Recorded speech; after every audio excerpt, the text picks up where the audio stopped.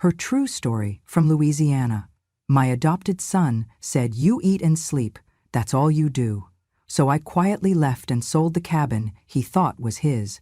They called me lazy. I called the realtor. "You are a leech," he spat. "A parasite. You have no idea how exhausting it is to carry you. You're lucky we even let you stay here. You eat and sleep, that's all you do," he shouted, voice rising with every word. "You sit around all day in that chair, acting like the queen of this place, while I work, I fix, I pay for everything." "Mother," he said, mocking now, "do you even realize how useless you are? How pathetic? You sit here like some relic while the rest of us live real lives. It's disgusting." The smell of cornbread still lingered in the air when the shouting started. It was supposed to be a warm night, family dinner, gumbo on the stove, candles flickering along the old oak table I had sanded down with my own hands, back when my joints still worked right. My adopted son had invited some friends from town. His wife had set the table with paper napkins and those cheap plates she bought online, and the baby had been giggling all afternoon. For a moment, it felt like the kind of evening worth holding on to, until I forgot to boil the water for the sweet tea. It was a small thing, a pot left untouched on the back burner while I rocked the baby. I had meant to get back to it, but the little one had fallen asleep on my shoulder, and I lost track of time. It was not the first time I had forgotten something, but it was the first time he lost all patience. "Seriously," he snapped, tossing his napkin down as though I had committed a crime. "We're all just supposed to sit here and wait again because you can't keep up with one damn thing?" The table went silent. His wife looked at me, then back at him. Their friends stared down into their plates, pretending to be fascinated by coleslaw. "I'm sorry," I said softly. "I'll fix it now." He stood up, pushing his chair back hard enough to rattle the floor. "No, don't bother. You'll just burn it or forget again, like everything else." I didn't respond. My hands were already trembling. Not from fear, but from age, from arthritis, from all the things that don't come with a warning but settle in your bones like bad weather. "You eat and sleep, that's all you do," he shouted, voice rising with every word. "You sit around all day in that chair, acting like the queen of this place, while I work, I fix, I pay for everything." "That's not true," I said, barely above a whisper. "Oh, really?" He threw his arms up. "You think scrubbing a few dishes and telling stories from 50 years ago is the same as contributing? You think sitting in your chair like a piece of furniture while the rest of us hustle around you is help?" I could feel the others watching, weighing whether to say something or stay quiet. They stayed quiet. "I cook," I murmured, though I hated myself the second I said it. He laughed, harsh and cold. "You call what you do cooking? We redo everything after you touch it. My wife's the one who actually keeps this place running." She looked at him then, a flicker of embarrassment crossing her face, but she said nothing. "You are a leech," he spat. "A parasite. You have no idea how exhausting it is to carry you. You're lucky we even let you stay here." His words dropped like rocks in water, pulling the air out of the room. I looked down at my hands. They were weathered, knotted. Hands that had once built things, sewn quilts, held feverish children through long nights, dug gardens and lifted groceries and patched clothes. Hands that had held his the day I brought him home from the shelter. His little fingers gripping mine like they knew they had found safety. I looked back up at him and felt nothing. Not sorrow, not rage, just a hollow kind of knowing, as if a final curtain had dropped and what was behind it was never mine to begin with. "Mother," he said, mocking now, "do you even realize how useless you are? How pathetic? You sit here like some relic while the rest of us live real lives. It's disgusting." My mouth opened, but I did not speak. What was there to say? He believed every word he said, and maybe, just maybe, he always had. I looked at the food on the table. The gumbo I had stirred with a wooden spoon, older than his marriage. The cornbread recipe passed down from my own grandmother. Baked in the cast iron skillet I never let anyone wash but me. The napkins folded just so, like I used to do on Sunday mornings when I taught manners to children who had none at home. He thought I was useless, that I did nothing, that I was nothing. "Are you done?" I asked softly.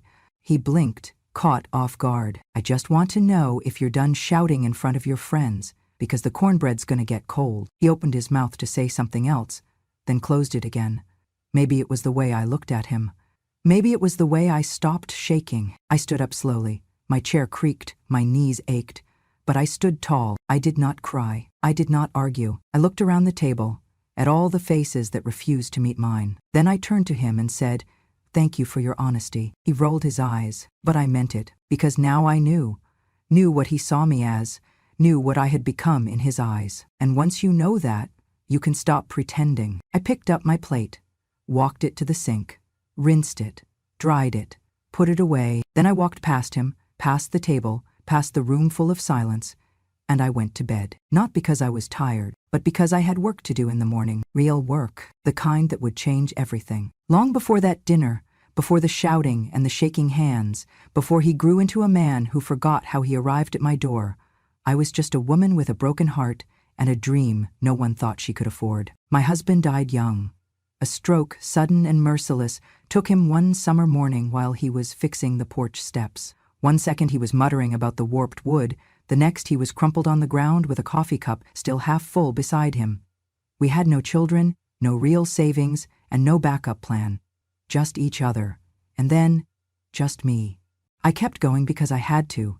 There was no time for grief when bills kept arriving. I took a job teaching 3rd grade at the local elementary school, a place where chalk dust and scraped knees became my daily routine. I taught multiplication tables, spelling drills, and how to tie shoes with bunny ears.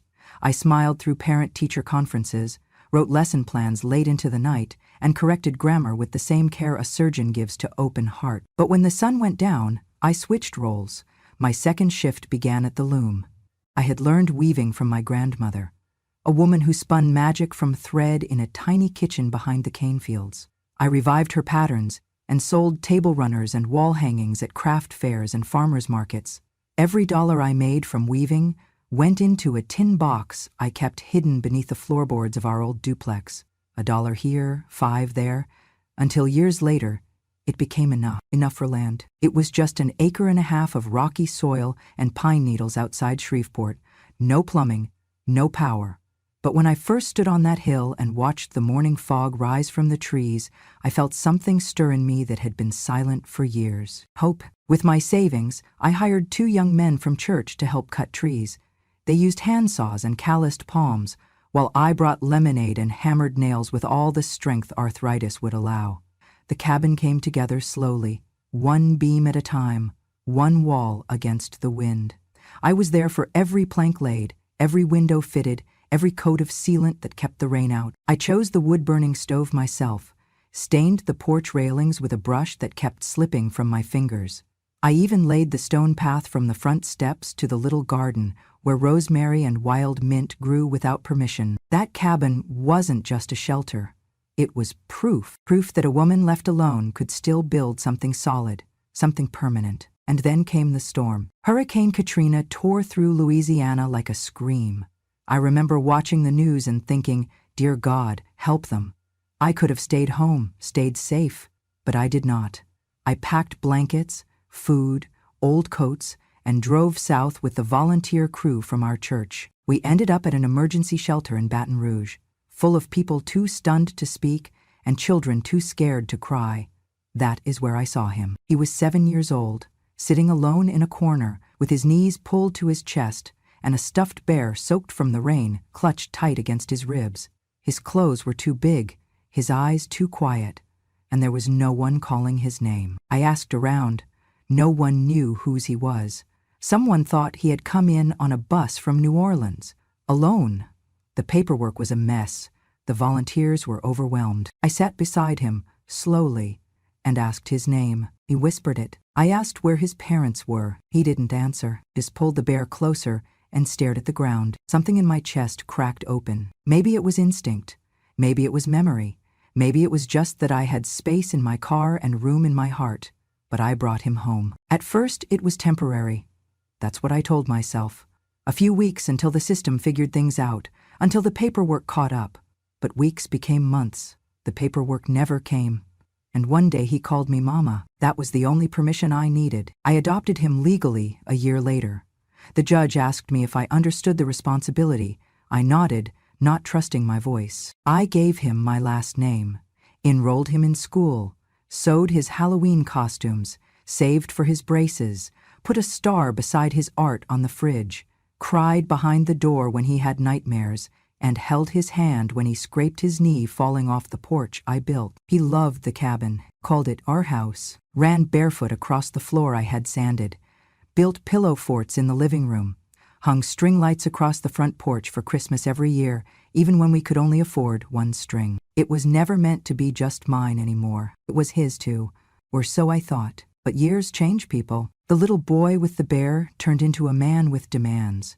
The quiet child became someone who rolled his eyes when I spoke, who forgot the sacrifices, the nights I stayed up with fevered skin pressed to mine, the way I fought the world to give him a place to feel safe. He forgot the roots of the home he stood in, but I never did, because that cabin was not just wood and nails. It was my life, and one day it would be his undoing. He came back on a Sunday afternoon, just as the magnolia trees were blooming and the breeze off the hills smelled like rain. I was sitting on the porch with a cup of tea when I heard the crunch of gravel under tires. The sound made my heart leap in a way I had not felt in years. I stood slowly, wiping my hands on my apron. And there he was, my boy, now a grown man, stepping out of a beat-up SUV with his wife beside him and a baby in the back seat, blinking against the sun. "Hey, Mama," he said, smiling like he meant it. "We're home." Home. That word tasted sweet, even as I swallowed the tears building in my throat. He hugged me like he remembered how I held him during storms. His wife gave me a polite nod. The baby, round-cheeked and soft, reached for my necklace with chubby fingers. "We were thinking," he said after the suitcases were inside, "it might be good to stay a while, help you around here, maybe take some pressure off." "Of course," I said without a second's pause. "This cabin's as much yours as mine." That night, I made shrimp étouffée from scratch and baked biscuits with the last of the good flour. We sat around the old table and laughed. He called me the best cook in the parish. His wife smiled, tired but civil.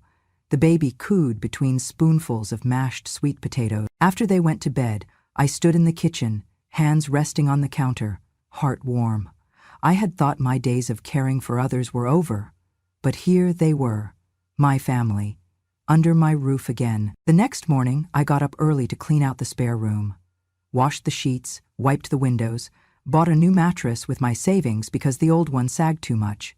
I drove into town to pick up fresh fruit and cereal I knew the baby would eat, rearranged the pantry to make space for their things, moved the rocking chair into the living room so his wife could nurse in comfort, even cleared the backyard, pulled weeds, trimmed branches, and set up an old swing for the little one. Those first few weeks were golden. He called me Mama again, the way he used to when he needed help tying his shoes. Every evening he thanked me for dinner, told me I was the glue that held everything together. On Sundays, he brought me flowers from the farmer's market and kissed my forehead before leaving for errands. For the first time in a long time, I felt needed again, not as a burden, but as a blessing. But slowly, the gold started to dull. The thanks came less often. Then, not at all. The dishes I cooked were suddenly too salty or too soft. The baby's schedule became sacred, and I was warned not to wake him, even by accident. My footsteps were too loud. My soap smelled too old.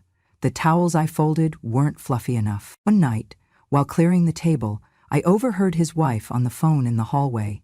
Her voice was sharp, tired. "No, she's not like your mom," she said to someone. "She's old school. She hovers. She doesn't get boundaries. She just sits around, waiting for someone to need her. I mean, I'm grateful, but it's a lot." I paused, a spoon still in my hand. "She's not like modern grandmas," she added. "She doesn't help with money, doesn't drive, just there. I don't want my baby growing up thinking that's normal." I didn't confront her. I didn't say a word. The next day, I smiled as usual, washed her tea mug, folded her laundry, moved my chair to the far side of the living room so she could have more space with the baby. My son no longer called me the glue. He came home later, ate in silence, answered my questions with nods. When I asked how work was going, he said fine. When I asked if he needed anything, he said, "We're good." Still, I told myself it was enough. This is the cost of closeness, I thought. This is the price of family. Love them, serve them, accept the quiet when the gratitude runs dry. I believed that.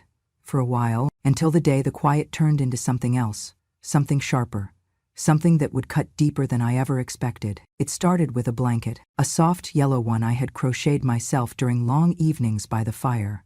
I used it to keep the baby warm during his naps on the porch, where the breeze helped him sleep better. One afternoon I forgot to bring it back inside. The sun had dipped low before I noticed. When I reached for it, my daughter-in-law was already there, holding it between two fingers like it was garbage. "It's ruined," she said, frowning. "Smells like mildew and dust. You can't just leave things out like that. Not everything here is replaceable." I apologized, quietly, folded the blanket anyway, and took it to my room, holding it close for a moment before placing it at the bottom of the linen drawer. The next morning, a new device sat humming in the hallway. A large, sleek air purifier with blinking lights and a digital screen. I thought nothing of it until I caught my son glancing toward me as he plugged it in. "It's for the baby," he muttered. "The cabin holds in smells. We're just trying to keep the air clean." His wife chimed in from the kitchen. "Yeah, I mean, it's that old mix of cigarette and wood, kind of stale. It's no one's fault, just years of buildup." No one said my name, but the implication hung in the air thicker than any smoke. I nodded. I always nodded. That week, I noticed small shifts in routine. At first they were subtle. The dining table was suddenly too cramped with the high chair and serving dishes, so I was kindly offered a tray and encouraged to eat in the kitchen. "It's more peaceful there," my son said. "Less noise, more space for the baby." So I sat alone, my back to the hum of the refrigerator, my meal cooling faster than my tea. When they had guests over, a couple from his office, a neighbor they were trying to impress, I was told, gently at first, "You don't have to join us. Just take it easy tonight." Then it became firmer. "We're having a late night. Probably best if you stay in your room." My room, the back corner of the cabin I built with my bare hands. The room where I once laid him down, feverish and sweating, as a child too scared to sleep alone. I listened from behind the closed door as they laughed and toasted wine glasses, played soft jazz from the Bluetooth speaker, and talked about travel plans and startups and new school philosophies. I pressed my ear to the wood and caught phrases like modern parenting and old world guilt. One evening, as I was folding laundry, I heard her on the phone. "No, it's still in her name," she said, her voice tight with frustration. "I know. Believe me, I've tried. She's not mean about it, but everything in this place still has her fingerprints, her rules. It's like living in a museum." I stopped folding. "If it were up to me," she continued, "we'd just put it on the market and start fresh. But as long as she's here, we have to tolerate certain things. Honestly, I just wish the place was in our name already. Then we wouldn't have to play nice." I stood there, holding a towel in my hands, letting the weight of those words sink through my skin like needles. They were waiting for me to die or disappear, waiting for the deed to fall into their hands, waiting for the day when they no longer had to play nice. That night, I didn't sleep. I stared at the ceiling, remembering the nails I had hammered in place, the windows I had washed until they sparkled, the years I had filled with lullabies and cornbread and hot tea on cold mornings. They thought I was a guest in their future, but I was the one who had built their past, and I never forgot a single word they said. I did not sleep that night. After the shouting at dinner, after his voice sliced through the room like a blade, after the others stared at their plates while I tried not to cry into mine, I went to my room and sat on the edge of the bed, still wearing my apron, hands resting in my lap. The cabin was silent, but inside me, everything was loud. I replayed his words over and over. "You're a leech. Pathetic. You sit here like some relic while the rest of us live real lives." I looked around the room, the same four walls I had painted myself, the curtains I had sewn by hand, the wooden floor still stained where he'd spilled grape juice when he was 8. This was not just a room. This was a life I had built from nothing. And now I was being asked to shrink within it, to disappear. So I decided to leave, not loudly, not with tears, just leave. At midnight, I pulled out an old backpack from the top shelf of the closet. Inside it, I placed my medicine, labeled, sorted, with the dates written in my own handwriting. The deed to the cabin, still in my name after all these years, folded neatly in a plastic sleeve. A letter my husband wrote me 2 decades ago, just before he passed. A letter I read every year on our anniversary. One that ended with, If the world forgets your worth, make sure you remember it. And finally, a small bank book from a credit union in town. My private account. Never touched, never mentioned. A quiet cushion built over the years from my weaving money. Birthday checks I never cashed, and teaching stipends I tucked away for a rainy day. Well, the storm had come. By 3:30 am, I was dressed, hair combed, teeth brushed. I sat one last time in my old armchair, drinking lukewarm coffee and staring at the fireplace. I didn't light it. I wanted to remember the cabin just as it was. At 4:00 am, I opened the front door slowly, careful not to let it creak, and stepped out into the cool morning air. The stars were still out, blinking like quiet witnesses. I walked down the dirt path I had cleared with my own hands 20 years ago. Past the swing, where my grandson had once laughed. Past the garden bed now overtaken by weeds. The nearest bus stop was 2 miles away, but my legs carried me steady. Every step was a goodbye I did not say out loud. When I reached the corner of Route 47, I pulled out my old flip phone and dialed a number I hadn't used in years. "Hello," a groggy voice answered. "June," I said calmly. "It's me," she paused. Then, "Well, I'll be. I thought you dropped off the face of the earth. I need to sell the cabin," I said. Silence. "Right now? This week?" Another pause. "You sure?" I looked up at the sky. I've never been surer of anything in my life. June was my old colleague from the school district, now a successful realtor in Baton Rouge. She knew the value of land in the hills, knew how to move fast when needed, and more importantly, she knew me. "I can draw up the listing by noon," she said. "You just tell me where to send the papers." "I'll be in town by then," I replied. "At the bus station." "I'll wait." And I did. Because when a woman builds something with her own hands, she never truly lets it go. She just decides who deserves it next. The news broke faster than I expected. By the time I had signed the papers and handed the keys to June, the for sale sign had barely settled in the red clay before he came storming into town, rage in his eyes and panic in his breath. He called. I didn't answer. He messaged. I didn't read. But I knew it was coming. The moment he'd realize everything he assumed was his, 3 days after the listing went live, he found me. I was sitting on a bench outside the little Methodist church, sipping sweet tea from a foam cup. He drove up like a dust storm, door flung open, shoes scraping the pavement as he marched toward me. "Mama," he said, his voice tight and breaking. "Tell me this is a mistake. Tell me the listing's wrong. Tell me you didn't sell the cabin." I looked up at him slowly. The boy I raised now stood before me, a man unrecognizable. "I didn't sell it," I said calmly. "Not yet. I signed the papers. The sale closes Friday." His face crumpled like a paper bag. You can't," he stammered. "That's our home. My home. The baby's crib is still in there. My whole life is in that cabin." I looked down at my tea, took a sip. He dropped to his knees, right there on the sidewalk, in front of a church we never went to, in a town he barely knew. "Mama, please," he whispered. "Please, you're my mother. You raised me. You loved me. You can't just throw me out like this. I'll do better. I'll take care of you, I swear. Don't take the house. Don't sell it." I watched him cry, not for me, but for the roof he thought he had secured through proximity. Then he said it. "Make a new will, please. Just put it in my name. If you love me, just do that." It was then I spoke the words I had held for years. "You're not my blood." He looked up, stunned. "You're not my son by birth," I said. "I found you in a shelter after Katrina. You were holding a soaked teddy bear, and no one came looking for you.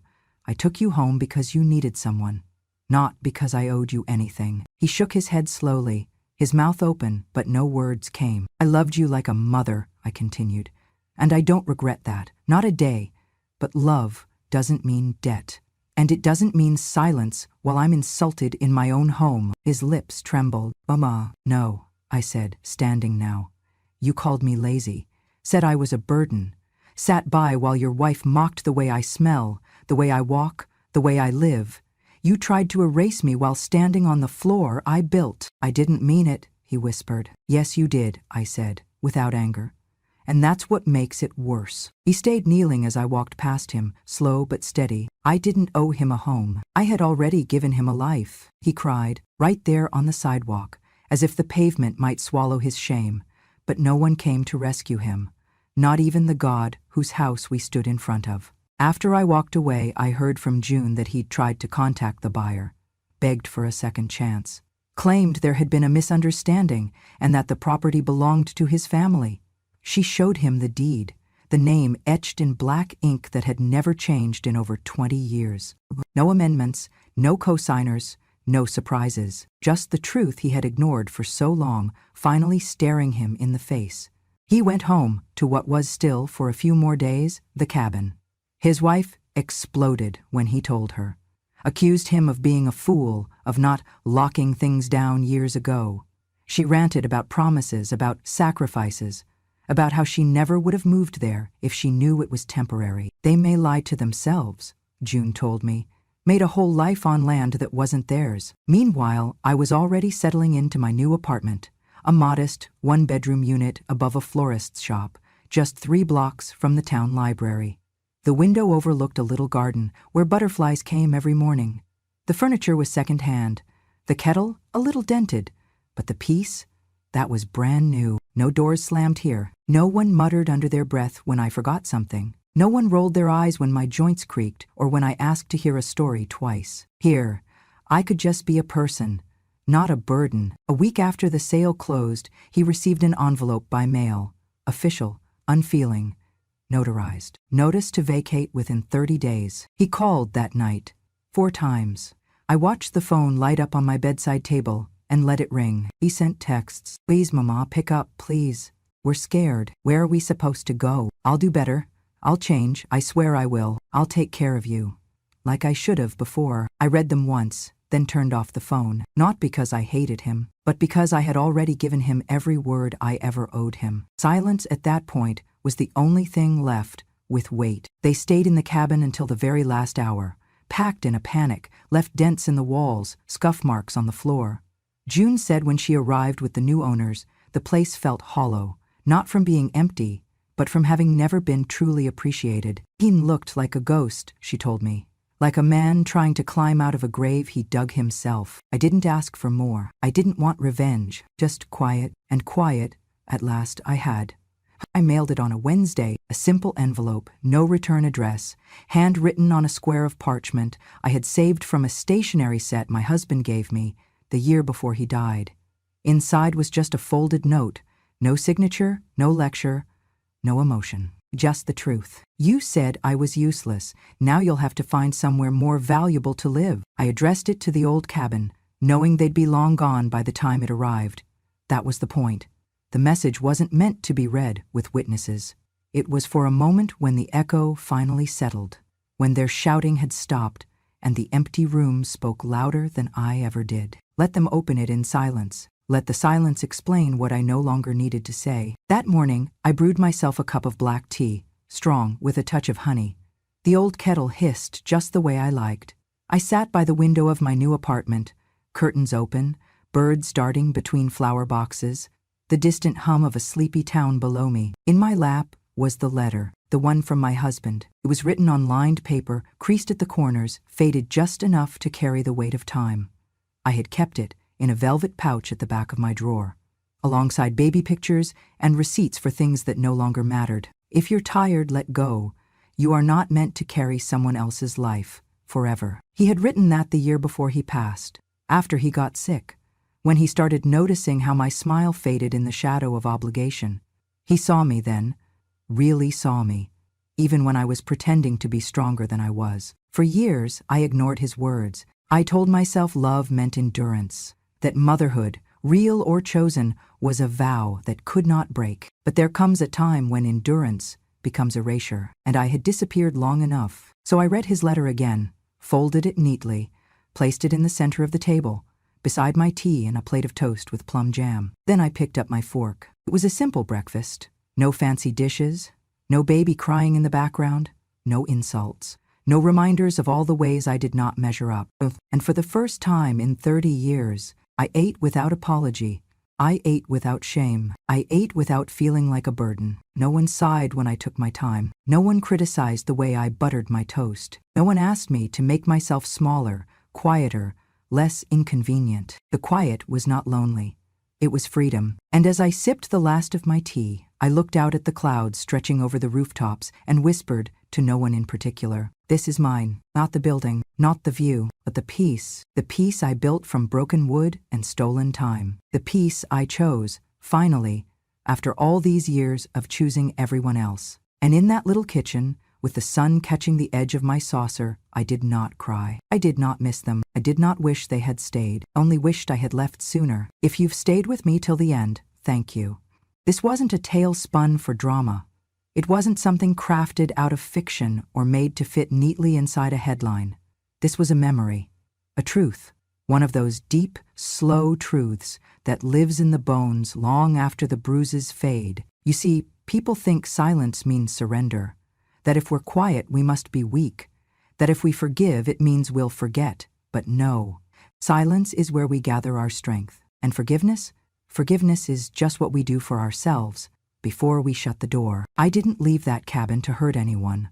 I left because I had finally seen the writing on the walls I'd built, because the hands that once reached for me with love had turned into fists of judgment, because the very people I sheltered thought the roof over their head was owed to them, simply because I was old enough to give it. But no one ever asks how that roof got built. No one sees the hours we spent weaving our hearts into homes. They don't see the blistered palms, the sleepless nights, the nights we ate less so they could eat more. They only see us now, slow, quiet, sitting in chairs that creak louder than our voices. They forget we were once the storm. They forget who paid the mortgage, who carried them, fed them, clothed them, kissed their bruises and held their shame. And when we stop being useful, they write us off. They call us lazy, a burden, in my case, a leech. But here's what they don't know, and what I hope you never forget. We don't owe them our silence. We don't owe them our names on paper. And we sure as hell don't owe them the roof over their head if they've spent years tearing it down from the inside. I walked away, not because I was weak. I walked away because I was finally strong enough to see the truth for what it was and let it go. And child, let me tell you, the peace on the other side of goodbye is sweeter than any apology that never comes. Now I live in a small place, nothing grand, just a kitchen where my tea boils the way I like, a window that lets in the morning, and a bed that doesn't feel cold when I climb in alone. But I sleep without insult, I eat without shame, and I wake up every day knowing I do not have to prove my worth to anyone, not a son, not a neighbor, not even the woman in the mirror. I'm enough, and so are you. If you've ever been the quiet one in the room, if you've ever been dismissed as just a grandmother, just a housewife, just a woman whose time has passed, let me be the one to tell you, your story matters. Your memory matters. And revenge, my dear? Revenge doesn't have to come with screaming. Sometimes it sounds like a phone call to a realtor, like keys on a table, like a note that simply says you'll have to find somewhere more valuable to live. That's why I tell these stories, not for pity, not for attention, but for clarity, so that one woman listening, maybe it's you, will finally feel seen. Because too many of us have swallowed our stories for decades. Too many have held our pain in our pockets while we set the table for those who never once said thank you. Well, not anymore. You've heard my truth. Now it's time for you to stand in yours. And if this story stayed with you, if it made you think of someone or made you feel something that's hard to name, then I ask you to do just one thing. Subscribe to Grandma True Stories. Not for me, for you. Because this is where we speak the words we were never allowed to say. This is where silence ends. Where memories become maps. Where justice isn't loud, it's inevitable. So go ahead and tap that button, child. Because I've got more stories to tell. Some will break your heart. Some will piece it back together. And all of them will remind you, a grandma may sit quiet in the corner, but when she finally speaks, the world listens. Until next time, sugar, be good to yourself, and never mistake kindness for weakness.